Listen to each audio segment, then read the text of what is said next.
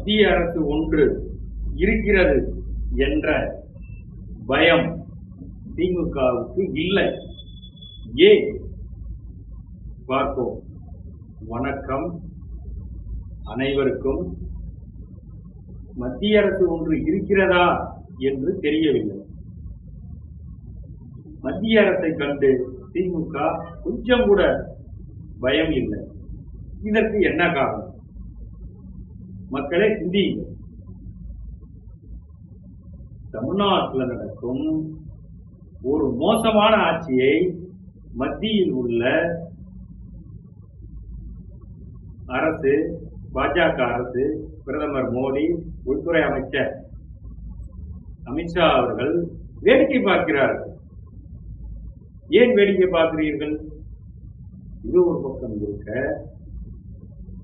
இங்கு நடைபெறும் சம்பவங்களை இந்த மத்திய அரசு கண்டுகொள்வதில்லை. இதை எதிர்த்து நீதிமன்றம் போகிறார்கள். மத்திய அரசு நீதிமன்றம் போகட்டும் என்று ஒதுக்கி கொண்டது. இப்படிதான் பல வழக்குகள் திமுக அரசு மீது உச்ச நீதிமன்றம் கடுமையான குற்றச்சாட்டை கூறியுள்ளது. எதற்கெடுத்தாலும் உச்ச நீதிமன்றத்தில் மேல்முறையீடு, உச்ச நீதிமன்றத்தில் மேல்முறையீடு, உச்ச நீதிமன்றத்தில் மேல்முறையீடு, பல வழக்குகள் தள்ளுபடியாகுது. எதுக்கு மேல்முறையீடு பண்றீங்க? மத்திய அரசு கட்டுகிறது. மத்திய அரசு ஏதாவது நடவடிக்கை எடுத்தா உடனே இவங்க கோர்ட்டுக்கு போறது. என்ன கோர்ட்டாட்சியா?